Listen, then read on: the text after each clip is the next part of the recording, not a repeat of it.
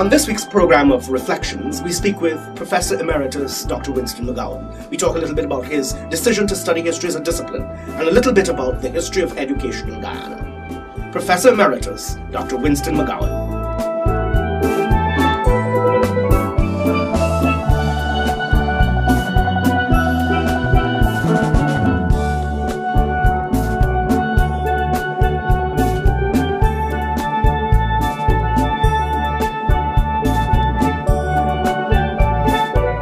Dr. McGowan, you chose to study Guyanese history, and there must have been a reason that you chose to do so. What prompted you to become a historian in the first place and ultimately to study Guyanese history? I think I made the decision when I was in secondary school. I had two very good subjects, Latin and history. Latin was a dying language, so I knew there was no future studying Latin. So I opted for history, but that was largely because we were inspired by an exciting secondary school teacher, Robert Moore. Later became Guyana ambassador to High Commissioner of Canada. And he turned history from being a kind of very boring subject into a very exciting one. And several of us, including Walter Rodney, myself, Alvin Thompson, we opted to do history not only for the rest of our secondary school career, but at university as well. You would have gone to Queen's College. Yeah, I went to Queen's. From 1952 to 1960. Very exciting time, and that was a tremendous school, and it really made us academically very serious. Tell me a little bit about the experience at Queen's College. What was it like in those days? Queen's College was a contrasting school. Somebody like myself, who was a poor black boy, you kind of felt socially somewhat out of place, but academically it was a tremendous school. Ultimately, it was whosoever was brightest, very competitive, and it doesn't matter how bright you were sharpened by your colleagues around you. And we got on very well. Had also a very rounded education. Apart from academics, you were into sports, you were into things like debating, you were into drama. So when you came out of school, you really had a very broad view of life. But academically, we were very, very competitive, and the school produced the best out of all of us. You studied Guyanese history, as I asked earlier, but tell me a little bit about choosing to study Guyanese history particularly. Yeah, well, Guyanese history was not my first choice. When I went to university, I discovered most of the Caribbean historians, almost all of them specialize in Caribbean history. And I made a decision that I did not want to do what everybody else had done. So I was thinking of doing something else, either Africa or India. I opted for Africa eventually, not only because I was African, but to study Indian history, I would have had to learn a number of Indian languages, the way I did not have to learn for Africa. So I went on after my first degree to study African history, and returned home as a specialist in African history, doing about 2 or 3 in the Caribbean at that time.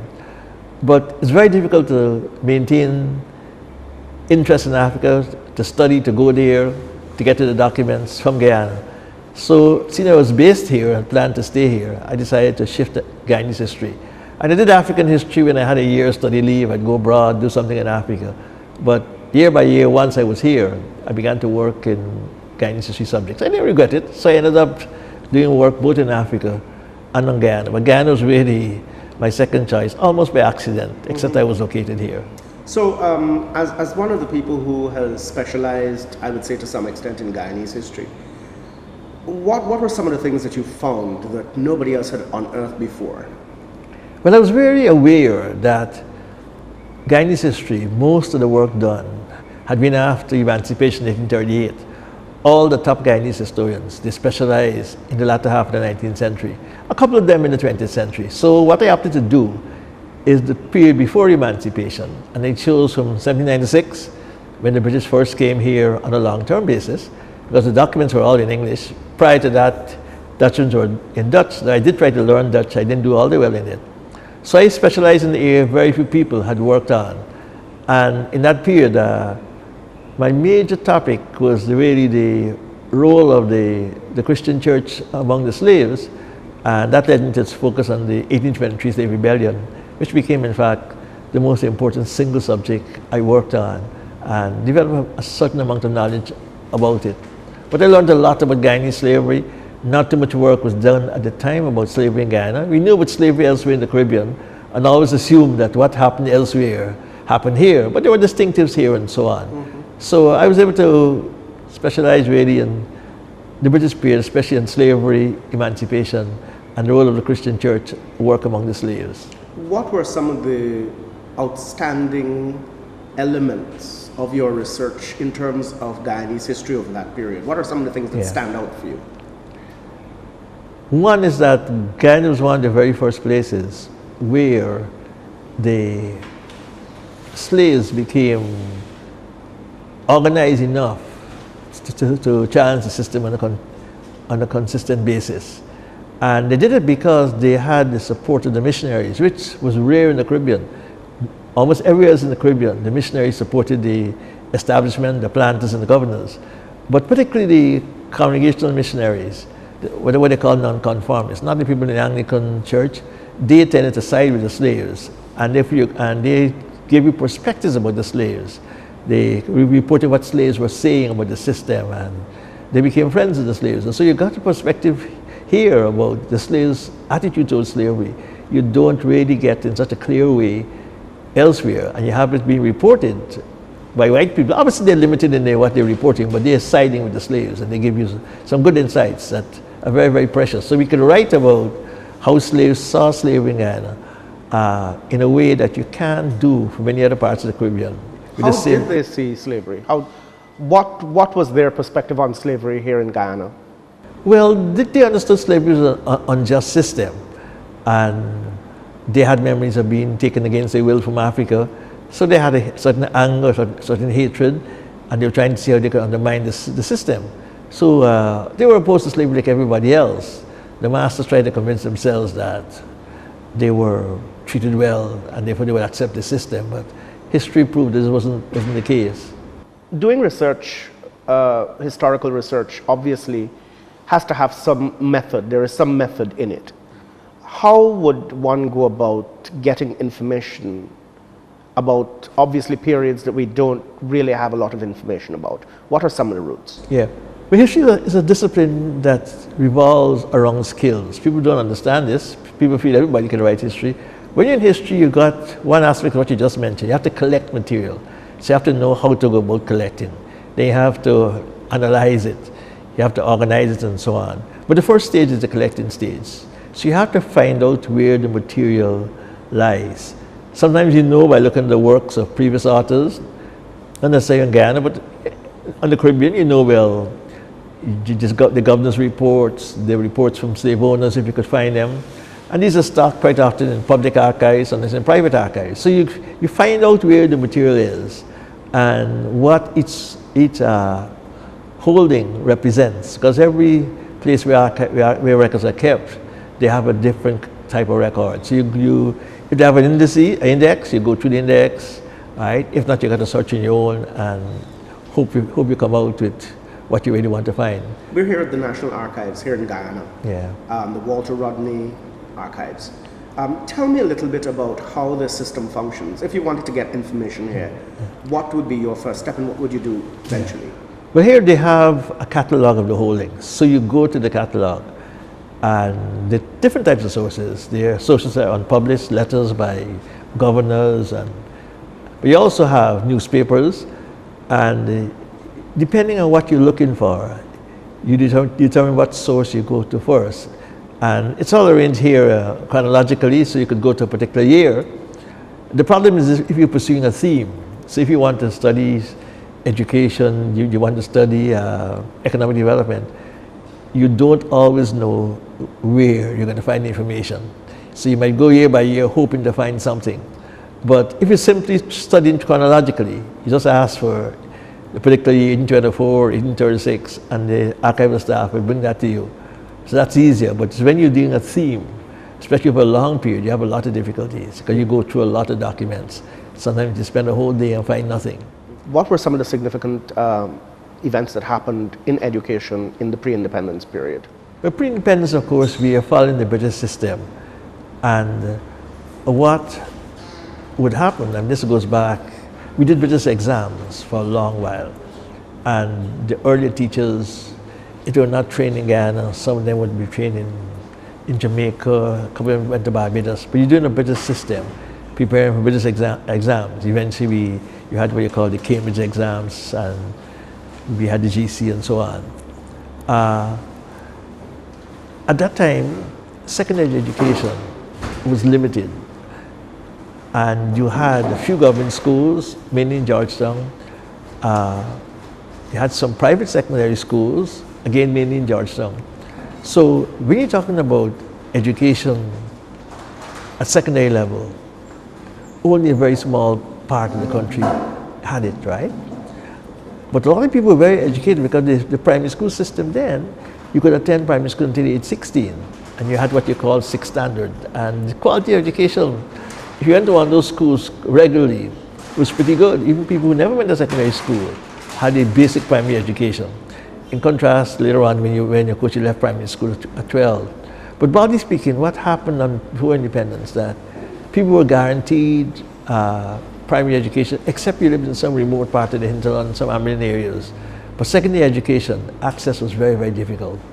And for many people, you had to pay for it unless you won a scholarship. Even the main secondary schools, you could win a few scholarships to go there, but people had to pay.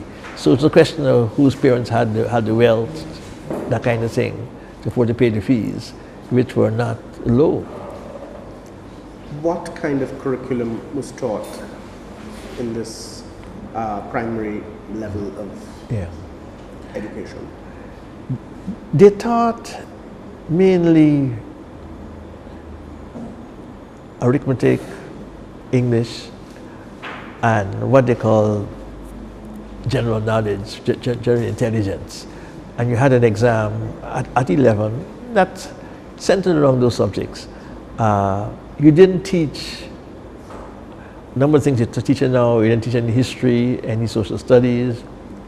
You taught a little bit of geography for a long while, right? But the exams really were simply in arithmetic and English and this general studies, general knowledge kind of subject area. But any teaching, any specific subject area, if it has localized to a particular territory, it would more be British than Guyana or the Caribbean. So it was really a foreign-oriented education, not something local that had really relevance to the children. Post-independence, what took place then with education? Well, the education spread, and eventually what happened, several things happened. One, in 1976, the government took over all the schools out of the hands of the churches. We still debate whether that was a wise decision. Certainly, I don't think the government was able at the time to take over the schools and run them as effectively as the churches, so they had a lot of crises. But the important thing, the education became open to everybody. The government took a bold step, even at university level, which is something which was unprecedented in the region. We had free education. So people had opportunities that they never had before. What happened also after independence, number of scholarships was increased.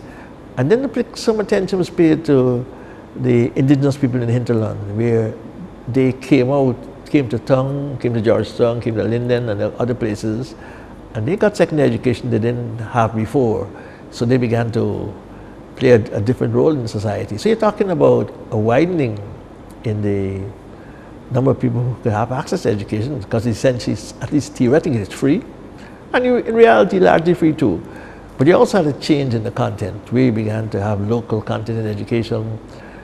Eventually, of course, we started to have Caribbean exams at secondary level that gradually displaced the old British exams, the GC.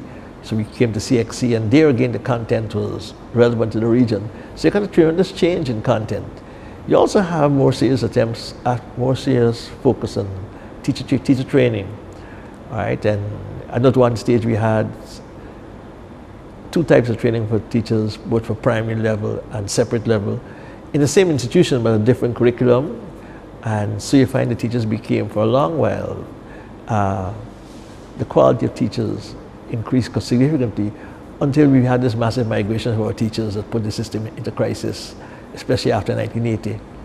But there have a number of significant changes in education. When the government, of course, takes over the schools from the churches, you got less religious influence in the schools. You have a whole set of change in the administration of schools and so on. You got a lot of changes that were taking place. Where do you see education going? Based on a historical perspective, where do you see us going, and what do you think are some of the major challenges we face right now, and what maybe are some of the suggestions you might have for dealing with them? I think education is in a crisis, notwithstanding what I hear and read in the press, especially from whosoever the government is, whether it was before 1992 or after 1992. One of the biggest problems we face has to do with the quality of the teachers. Because teachers are so badly paid in Guyana, this is at every level, from the university down to the lowest level. A lot of our teachers have migrated, and I'm amazed to see what they're doing in the Caribbean islands. And if they didn't face, they have a very good record in terms of success. Just because they're not nationals, in some places they deny them the top positions, they can't become heads, they could become a deputy. But they have enhanced the educational system all over the Caribbean. And the gains of the islands has been Guyana's loss. And we've not been able to replace. So we have that as well. Secondly, a lot of our better teachers have opted out of the system and are given private tuition, what we call lessons in Guyana. I know the government was trying to see if they could stop that, but that's possible because the system has become deficient. So I think we got a serious problem with teacher education. And what we've done over the years is try to get more people to enter the teaching by lowering the standards. Nobody says so publicly, but I know when I was in school, you could come out of school with 8 GC subjects and go and become a teacher. Nobody with 8 subjects goes into education now. You go straight into university, right? And they've devised means by which people who don't have been successful at, say, fifth form, they can do other exams and get into the system. But the basic problem we're facing now is we don't have the same quality of teachers as we had a long time ago. And that's a serious problem. We got some other issues, of course. We got issues of discipline. More recently, we're talking about violence in schools, things that would be unheard of in our day. And that puts pressure on the system, right? But I think I'm not so sure, too, we have the same quality of administration. The whole issue about whether, I know the church schools had a discipline that stemmed partly from their religious beliefs and so on. But those schools had very good discipline, and the church put a fair amount of money into education then. And I think that with their coming out of the system, I think we've lost something certainly in the church schools of the moral element in education. I think in the country as a whole, we've declined in morals really. And part of the crisis we're facing is not simply in education. We're talking about issues of morality, however you define that. So I think the system is facing a lot of problems, administrative-wise, in terms of the quality of the teachers, in terms of the lack of ethics in the system, and very fundamentally, I don't think we have taken the University of Guyana seriously. University of Guyana has been existing nearly 50 years. People view it in different ways, but it's the main institution in the country for education, and it's been terribly underfunded over the years, so that UG cannot produce what it's supposed to produce. Staff is very badly paid, the library is deficient, the labs. We haven't done anything substantial to make UG the kind of institution it should be. The rest of the Caribbean profits because UWI has a far better standard of delivery of education that we have here. And their secondary school system, their primary school system benefit from that. And I think if we're going to go forward in Guyana, we got to do something to make UG become the university that we could all feel proud about. And we got to do something to improve teacher education. We got to do a couple other things, but I think unless we put money into it, where people are talking about education costs too much, education can never cost too much.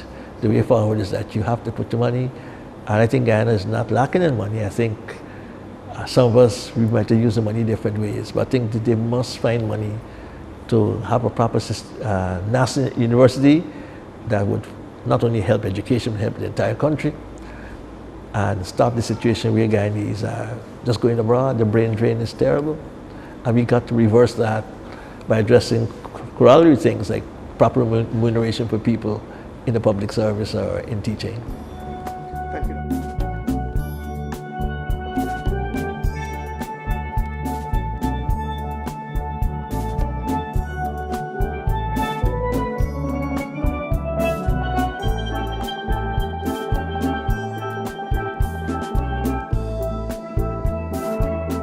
Reflections is a program that explores the traditions that inform the history of Guyana's educational legacy.